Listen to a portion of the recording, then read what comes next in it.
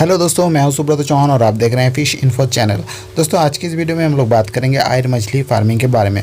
बहुत दिनों से लोग मुझसे ये कमेंट कर रहे थे, दादा आयर मछली के बारे में कुछ जानकारियाँ दीजिए, कितना मछली को छोड़ना चाहिए तालाब में, इस मछली का फीडिंग क्या है, ग्रोथ रेट क्या है, किस तरह से हम इस मछली को फार्मिंग कर सकते हैं। तो गाइस, आज की इस वीडियो में मैं इस तरह का चीज़ों के ऊपर बात करूँगा, यानी मैं असल में इस मछली को किस तरह से फार्मिंग करता हूँ जो मेरा मछलियाँ इतना बड़ी हो जाती है, और इस मछली का बच्चा बनाने का जो तरीका है वो भी मैं आपको बता दूँगा।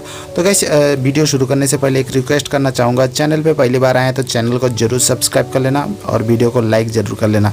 तो चलिए दोस्तों, सबसे पहले जान लेते हैं इस मछली का ग्रोथ के बारे में।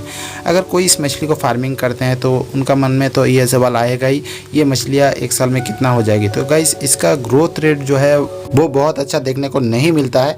ज़्यादा से ज़्यादा ये मछलियाँ एक साल में 1 से लेकर 1.5 किलो तक की हो पाती है।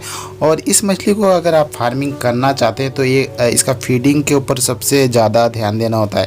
मैं असल में मेरा बात करूं तो ये मछली को जो फीडिंग है वो लाइव फीडिंग कराता हूं, क्योंकि ये मछलियां दूसरा तरह का फीड जो है वो खाती नहीं है। असल में लाइव फीडिंग के बारे में जो बोल रहा था, वो असल में छोटी छोटी मछलियाँ होती है, ये दूसरा मछली को खाती है, पकड़ पकड़ के खाती है, और हम इसी तरह का फीडिंग इसको खिलाते हैं। अगर मेरे बात बोलूँ तो मैं असल में फीडिंग कराता ही नहीं हूँ।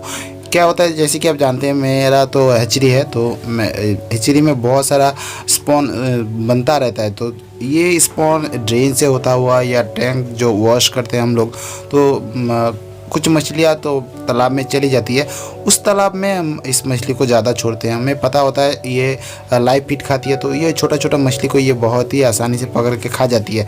और एक चीज़ मैंने देखा, जो इस मछली का ग्रोथ है वो लाइव फीड वाला, यानी जिस तालाब में छोटी छोटी मछलियाँ हैं उसी तालाब में इसका ग्रोथ ज़्यादा देखने को मिलता है।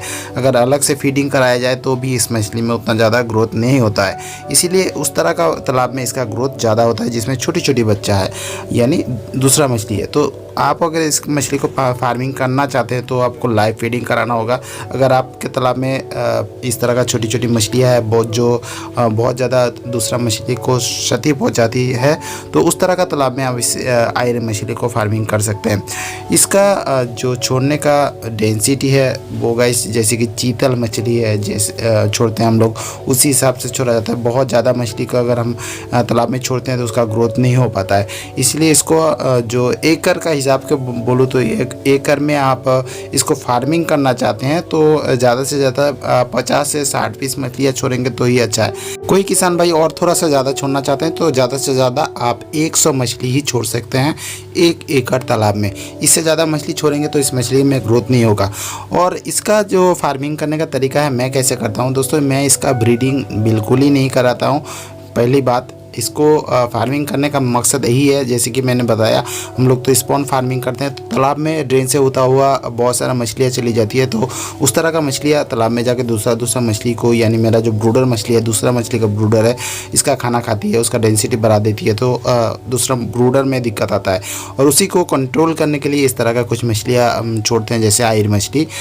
और तालाब में छोटी छोटी मछली होने की वजह से ये मछलियाँ लाइव फीड पाती है और उसको खा के बहुत ही जल्दी ग्रोथ में आ जाती है। अगर आप इसको फार्मिंग करना चाहते हैं तो दिमाग में ही चीज़ बैठा लेना है आपको। आपका तालाब में अगर एक्स्ट्रा या छोटा मछलियाँ नहीं है तो उस तरह का तालाब में इसका फार्मिंग बिल्कुल ही नहीं अच्छा होगा और उस मछली में ग्रोथ भी नहीं आएगा।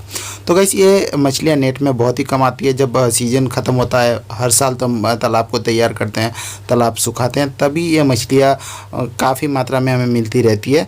और उसको उठा के हम बड़ा साइज़ का मछली को मार्केट में सेल कर देते हैं और कुछ मछलियाँ रख देते हैं, या मीडियम साइज़ का कुछ मछलियाँ रखते हैं फिर से दोबारा सब तालाब में डालने के लिए अगले साल के लिए। इस तरह से कंटिन्यूअस इस चीज़ को चलाता रहता हूँ और ये चलता ही रहता है। अभी जैसे कि मैंने आपको बताया था इसका बच्चा किस तरह से बनाया जाए, तो गाइस, इसका बच्चा बनाने का तरीका जो है बिल्कुल ही आसान है। इसके लिए हैचरी में ब्रीडिंग कराने का ज़रूरत ही नहीं होता है। आप अगर एक बार इस मछली को ख़रीद लेते हैं तो ज़िंदगी भर आपको ये मछली का बच्चा ख़रीदना नहीं होगा, क्योंकि ये मछलियाँ खुद ब खुद तालाब में ब्रीडिंग करती है और खुद ब खुद बच्चा देती है। तो यहाँ पे देखिए काफ़ी सारा बच्चा आपको दिख रहा होगा, दूसरा मछली है भी है, लेकिन आयर का बच्चा है। काफ़ी सारा बच्चा हमें मिल जाता है सीजन का लास्ट में, क्योंकि मछलियाँ खुद ब खुद ब्रीडिंग करती है। फिर कुछ बच्चा भी बेचते हैं, कुछ बड़ा साइज़ का मछलियाँ भी उठा के हम लोग बेचते हैं, और कुछ मछली अगले साल के लिए रख देते हैं। इस तरह से कंटिन्यू चलता रहता है, और काफ़ी सालों से इसी तरह से फार्मिंग करता आ रहा हूँ, और यही चीज़ जो है मैं आपको बता दिया हूँ। अब ये आपका मर्जी है, आप चाहें तो इस मछली को फार्मिंग कर सकते हैं और कुछ बच्चा कलेक्ट करें, आप अपना तालाब में छोड़ें, फिर बच्चा अपने आप ही होगा, लेकिन आपको थोड़ा सा टेक केयर करना होगा। कोई अगर नेचुरल तरीके से इस मछली का बच्चा बनाना चाहते हैं तो इसके लिए आपको ब्रूडर कलेक्शन करना होगा। बड़ा साइज़ का मछली आप कलेक्ट करें, मेल और फीमेल दोनों मछली आपका तालाब में छोड़ना होगा। 2-4 पीस मछली आप छोड़ सकते हैं, मेल और फीमेल मिला के। अगर कुछ मछलियाँ छोड़ते हैं तो ये मछलियाँ नेचुरल ब्रीड करके काफ़ी सारा बच्चा दे सकती है, और बच्चा ये मछलियाँ खुद ही पालती है, तो आपको टेक केयर करने का ज़रूरत भी नहीं होगा। आपको सिर्फ एक चीज़ के ऊपर ध्यान देना होगा, जब ये इसका ब्रीडिंग का सीज़न स्टार्ट हो जाता है, यानी मार्च महीना से इसका ब्रीडिंग सीज़न स्टार्ट हो जाता है, तो उस टाइम इस ब्रूडर मछली को थोड़ा ज़्यादा फीडिंग कराना होता है, यानी लाइव फीडिंग बहुत ज़्यादा देना होता है, तो ये मछलियाँ बहुत ज़्यादा बच्चा बनाती है। तो इस तरह से आप चाहें तो बच्चा बना सकते हैं। और गाइस, ये वीडियो में मैंने आपको दिखा दिया और सब कुछ बता दिया किस तरह से मैं अभी तक फार्मिंग करता आया हूँ, और मेरा मछलियाँ काफ़ी बड़ी हो जाती है, और फिर सेलिंग करने के बाद कुछ अर्निंग भी हो जाता है, कुछ पैसा भी आ जाता है।